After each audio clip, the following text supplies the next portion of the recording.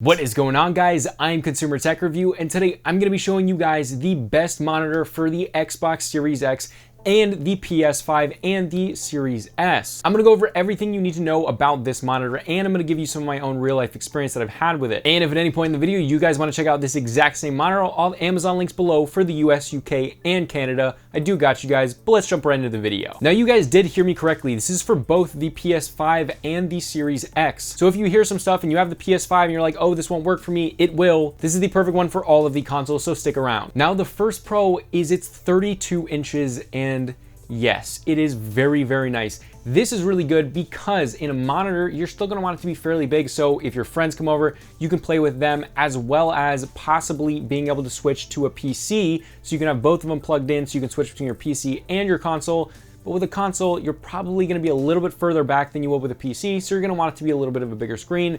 And 32 inches is that sweet spot for price and what you actually get, and it's not insanely expensive in a monitor. Now, as well as that, it is a curved screen, which is really nice, especially if you're gonna be closer to it. However, it is not a super crazy curve, so that you can be fairly far back from it and still enjoy it. The curve is not going to negatively impact that unless you're very far to one side of it, which would be weird and you wouldn't do that. Beyond the curvedness and the size of it, it's pretty light for being how big it is. I'm pretty sure it is around 10 pounds without the stand, which means it can easily be mounted on your desk or a swivel arm, something that I've done, and it looks quite good like that, and it's very easy to do because of how light it is. Now let's get into the nitty gritty, what you guys want to know.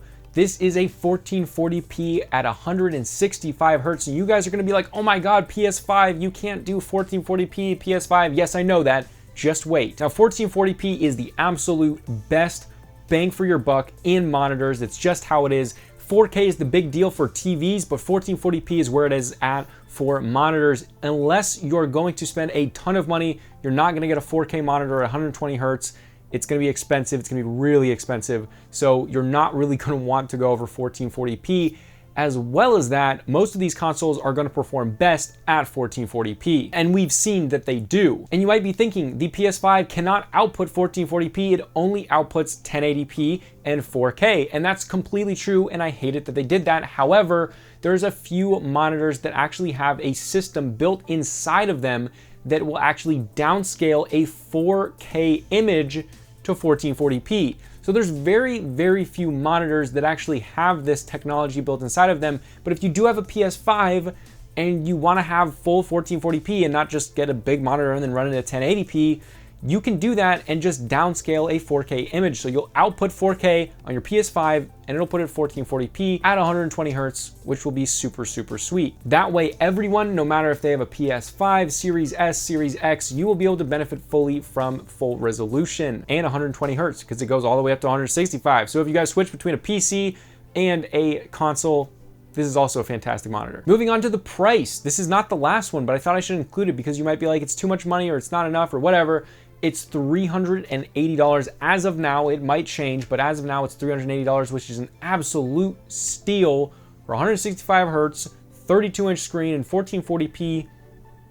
It's pretty good. This has a 1 millisecond response time, and it also has ultra low motion blur. So if you do want to turn that on, get ultra low motion blur, serious gamer, you can do that. However, it dims the screen on extreme mode, so I don't really ever use it.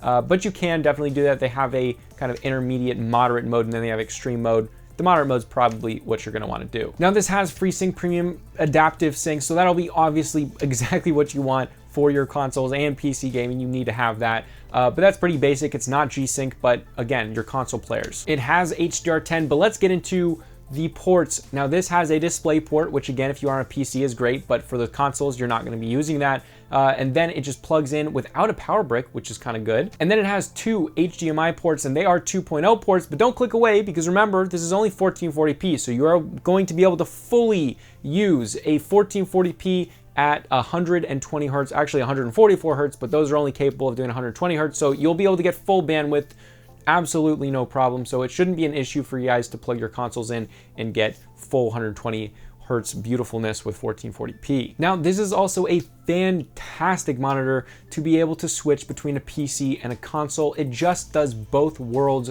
really, really well. The size of it is not too big so that you're at your desk with your keyboard and mouse with a PC. It's not like in your face. I mean, it's kind of in your face, but it's kind of a good way. But it's not too big where it's like 43 inches. That's like way too big. But if you stand back from it, it's also big enough to be able to play with a controller on your consoles. Although I'm sure some of you guys will be playing with keyboard and mouse on your consoles. Although overall, this is probably my favorite gaming monitor for the price. I currently use for my daily driver a $1,000 ultra wide. However, it's $1,000 and it is better than this, but it's not by much. It's diminishing return when you get to a certain point, and for $380, I have not found a better monitor that I've enjoyed a lot more. There's the LG Ultra Gear as a competitor, and that's 27 inches, so not quite as big. It's not curved. It's only 144 hertz. It has G-Sync, but it's kind of small compared to this. And for $380, I've used both of those and had both of those.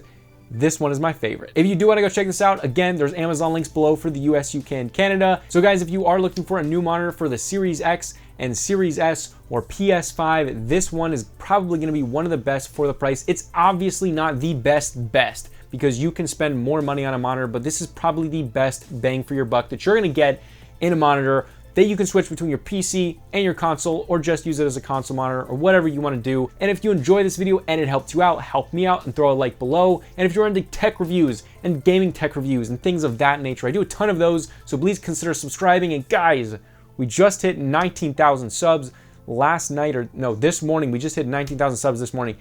It's seriously crazy. We're about to hit 20,000 subs. I don't know if we're going to be able to hit 25,000 subs by the end of this year, but we're still going to try. It's going to be tight if we can do it, but we're going to try. Let's get to 20,000 subs real quick. So if you guys are watching this, please consider subscribing so we can get to that 20,000 mark and then hit 25,000 before the end of this year. Wow, that's a lot of subs. 6,000 in a couple days. We can do it. We can do it.